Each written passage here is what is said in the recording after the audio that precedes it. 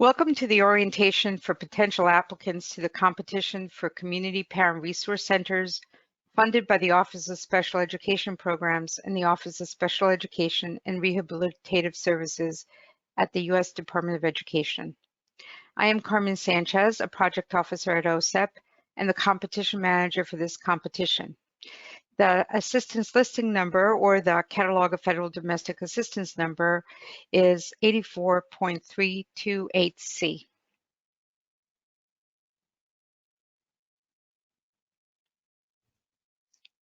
I would like to go over some caveats before diving into this webinar. First, the intent of this presentation is to provide guidance only, and the information contained in this webinar provides a general summary of the information contained in the notice inviting applications and the application package. Therefore, it's imperative that all prospective applicants read the entire notice, the entire application package, and any additional relevant information. In addition, applicants are encouraged to listen to a more general webinar entitled Applying for Office of Special Education Programs Discretionary Grants for an orientation to the process overall. This webinar can be found at osepideas.work.org, the same location that houses the link to this recording.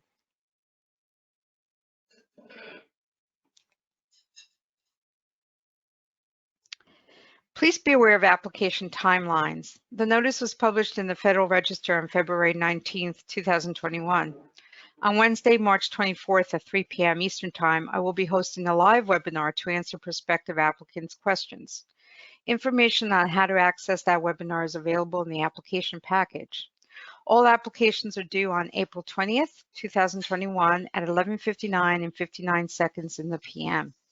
Note that this is Eastern Time, and determine what time that would be in your time zone accordingly. We will discuss the implications of a late submission later in the webinar.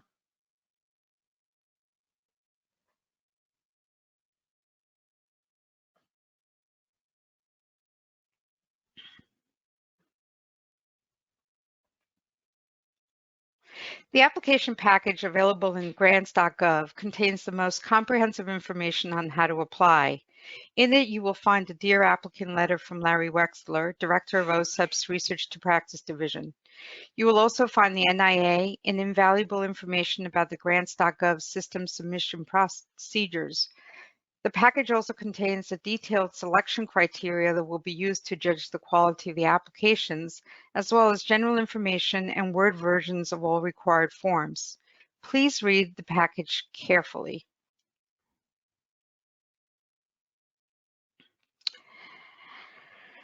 Let's start with the purpose of this program and this competition in particular. The assistance listing number 84.328 program encompasses 3 different projects: Parent Training Information Centers, assistance listing number 84.328M, Parent Technical Assistance Centers, assistance listing 84.328R, and this competition, Community Parent Resource Centers, assistance listing number 84.328C. All 3 are authorized in Section 670 through 673 of the Individuals with Disabilities Act, or IDEA.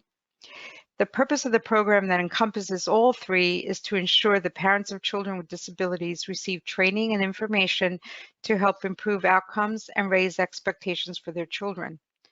The purpose of this priority is to fund 25 Community Parent Resource Centers, or CPRCs, in geographically defined communities designed to meet the information and training needs of parents of infants, toddlers, children, and youth with disabilities, ages birth through 26, collectively referred to as children with disabilities, and the information and training needs of youth with disabilities who experience significant isolation from available sources of information and support.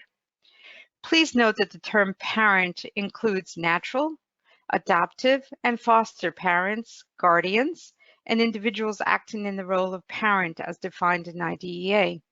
And the term disabilities refers to the full range of disabilities described in IDEA. These parents can include, for example, low-income parents, parents with limited English proficiency, and parents who themselves experience a disability. Youth can include, for example, youth living in low-income households and youth with limited English proficiency.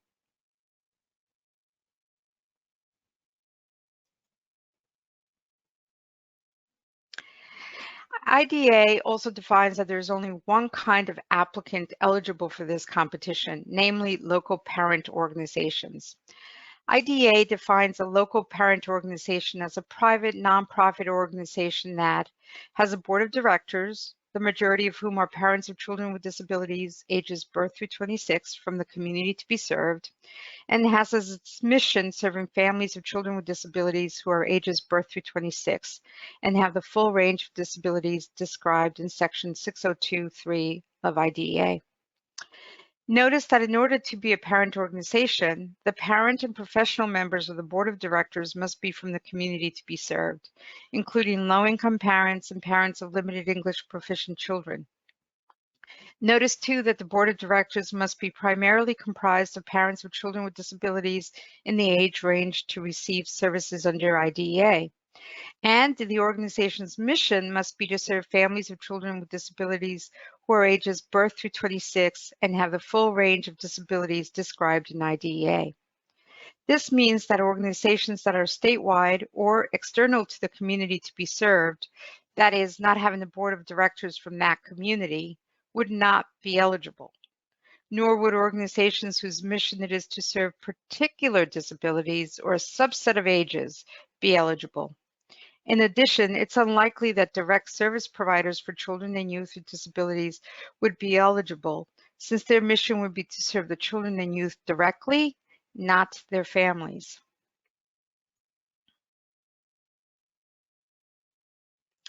In addition, in order to be a parent organization, the board of directors must include individuals working in the fields of special education, related services, and early intervention, and individuals with disabilities, and that the parent and professional members of which are broadly representative of the population to be served, including low-income parents and parents of limited English proficient children.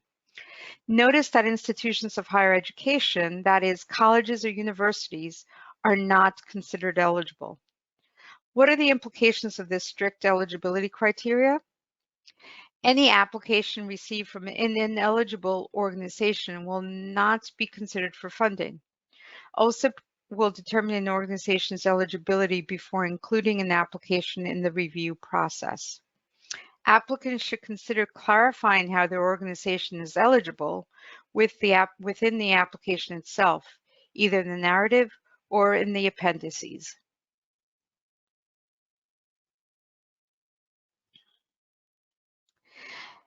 The total funding for the 25 grants is $3 million. There will be 25 estimated awards, and the estimated average size of each award is $120,000. The maximum award for a budget period of 12 months will not exceed $120,000 for every budget period, and the total project period is 5 years. Note too that the project period will begin on October 1st, 2021, the beginning of the federal fiscal year.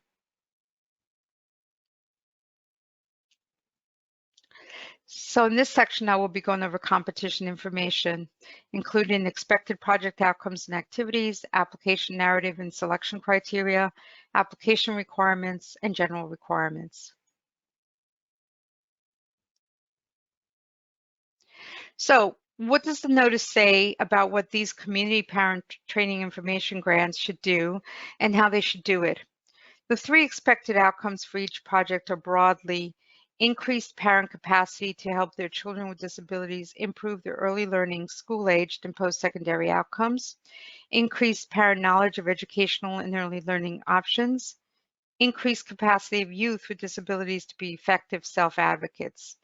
The information in the application narrative should be focused on how the applicant proposes to reach these outcomes. The notice also lays out in general terms the kinds of activities and the nature of the activities that are likely to reach these outcomes. The services that the project proposes should provide individualized assistance, training, and resources to help parents work with schools, early childhood providers, and early childhood and educational systems to meet the unique needs of their children and set high expectations and challenging objectives for every child with a disability. It should also provide high quality and accurate information to families of children with disabilities on the range of educational options that may be available in their state and local community. The project should also coordinate with Parent Training Information Centers, or PTIs, and the Regional Parent Technical Assistance Centers, or Regional PTACs, that are funded or work with their respective state, and coordinate with the Center for Parent Information and Resources. Again, the narrative should indicate how the proposed services would accomplish these goals.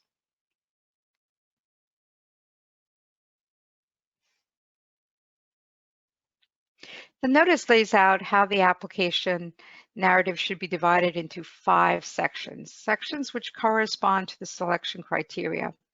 These sections are significance, quality of the project design and services, quality of the project evaluation, adequacy of the budget and quality of the project personnel, and quality of the management plan.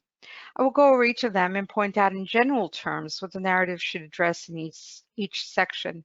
Please read the notice carefully since the information contained in the notice is significantly more detailed.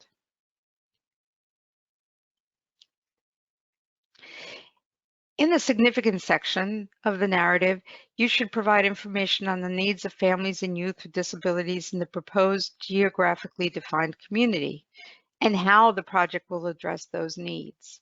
The applicant should also demonstrate knowledge of best practices in adult learning and how to provide training and outreach to families and youth, knowledge of educational practices, and knowledge of how to identify and work with a variety of partners.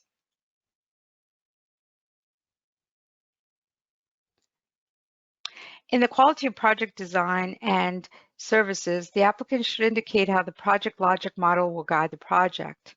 The project logic model should be in Appendix A, and the narrative should clearly refer to it. A link to more information on logic models and how to create effective logic models can be found on the last page of the Dear Applicant letter in the application package. The quality of project design and services section must also include information on how the project will develop and implement outreach plans for families and youth with disabilities in the geographically defined community.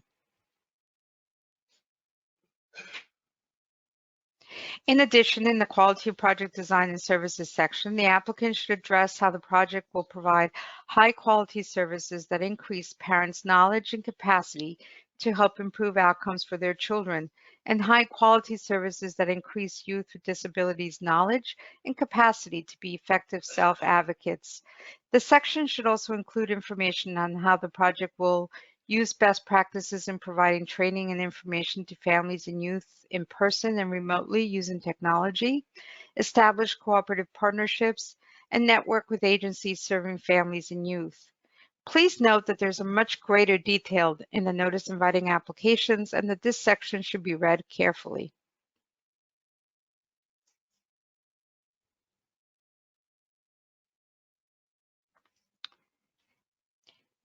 In the quality of the project evaluations, the applicants must provide an evaluation plan that is connected to the project logic model and which measures the quality of project services and the extent to which the project meets outreach and project targets.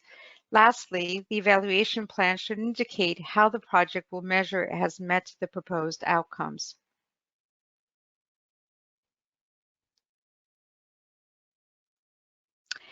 In the adequacy of resources and quality of project personnel, the application must indicate that the applicant and any partners have adequate resources to carry out project activities, that the proposed costs are reasonable, and how the project will encourage employment of people from underrepresented or underserved groups, such as people with disabilities.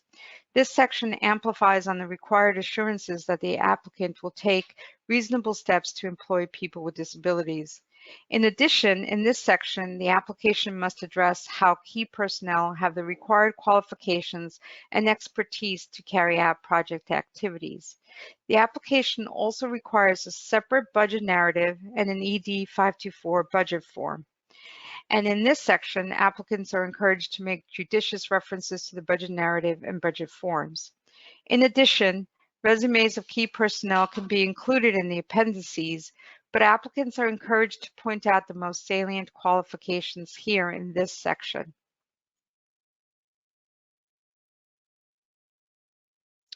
In the Quality Management Plan, the narrative must show how the project will meet the outcomes on time and within the budget, how contractors and key personnel will be managed, and how the project will use the organization's board of directors in carrying out activities.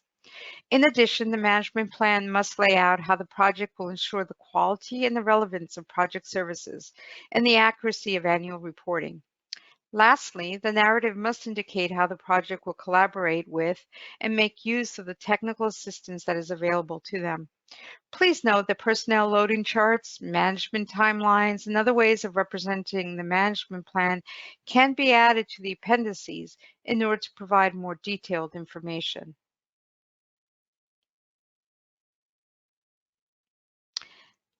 As part of the process of making funding recommendations, external reviewers will judge the quality of the application using selection criteria for each section of the narrative. Each application can receive up to a total of 100 points, with the project evaluation and management sections each receiving up to 15 points, the significance and resources and personnel sections up to 20 points, and the project design and services section up to 30 points. The application package contains information on the sub-criteria within each selection criteria, and applicants are strongly encouraged to read those carefully when preparing the application narrative.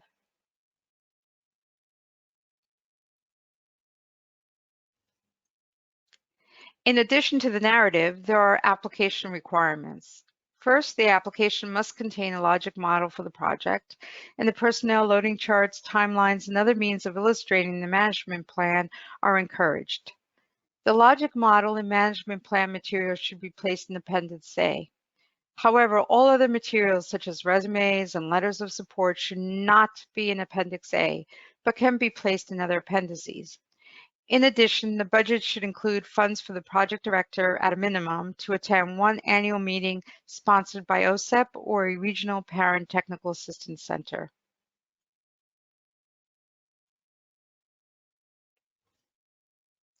Projects must also indicate that they will maintain an accessible website and an assurance that the information they provide to parents is accurate and impartial.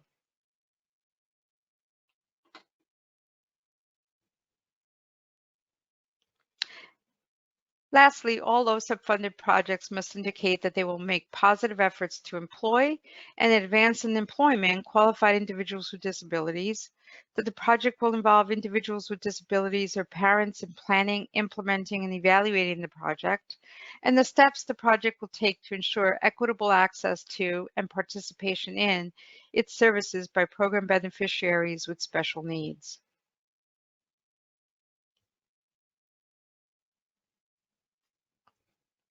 In this section, I will go over submission information, including application submissions, submission tips, and SAM registration, ineligible applications, and some other application tips.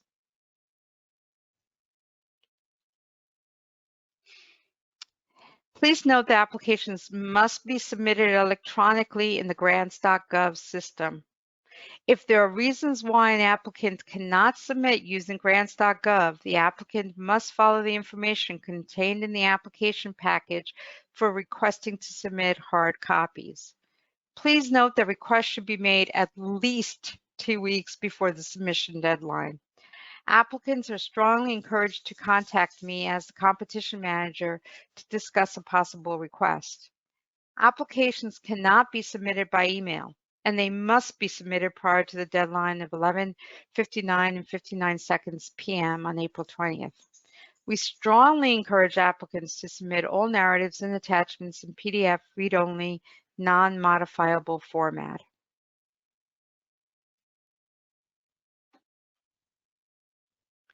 In order to make sure that the application is submitted on time and correctly, please register as early as possible in grants.gov and start the application process. Do not wait until you have the application ready to register. Grants.gov will create a workspace for applicants to submit the pieces of the application over time. If you're also already registered in the system for award management or SAM, make sure your registration is current. Submit early a day or more in advance if possible. Should there be any problems with the grants.gov system, submitting early will ensure that the deadline is met. Verify that the submission is okay. Grants.gov will send applicants notification that the submission was on time and validated, so applicants should make sure that they receive that confirmation and not assume the submission was okay. Please note that if for any reason an application is submitted more than once and validated more than once, the last application submitted will be considered and previous applications will be considered duplicates and therefore ineligible.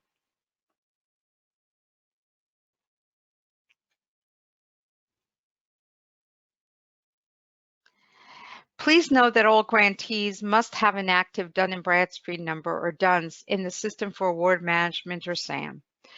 However, because of the current health crisis, grants.gov has relaxed some of the requirements for applicants to have an active registration in SAM in order to apply. Therefore, if an applicant cannot successfully register in SAM prior to the application deadline, should the application be recommended for funding, applicants will work with us to ensure that there's an active SAM registration within 60 days of the award being made. But I really want to stress that you should really start the registration process in SAM as soon as possible to give you plenty of time for that to work out.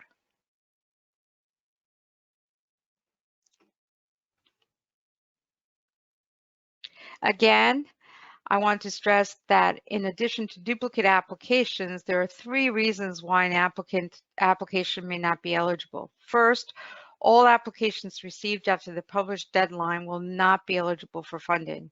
Applications that do not address the priority will also not be eligible for funding. For example, an application proposing to establish a recreational program for young children with autism will not be eligible, since that is not the purpose of this priority. Lastly, applications received from organizations other than nonprofit parent organizations as defined in the priority are not eligible. Please note that applicants that submit ineligible applications will be notified that their application will not be reviewed. The process for making funding decisions is long and complex, and months may go by before an applicant is informed of the status of their application. Applicants who submit ineligible applications are often informed before funding decisions are reached.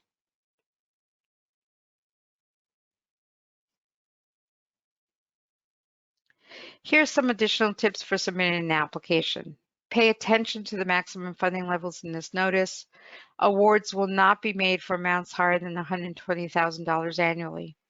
Following the recommended organization, page limits, spacing, and font sizes facilitate the application review process, and applicants should strongly consider following the recommendations. PDF files make it easier for the system to put together different parts of the application into one application that reviewers can more easily read and follow. While electronic systems such as grants.gov can be frustrating, following grants.gov submission procedures and tips for applicants, which you can find in Section B of the application package, can be extremely helpful in dealing with that frustration.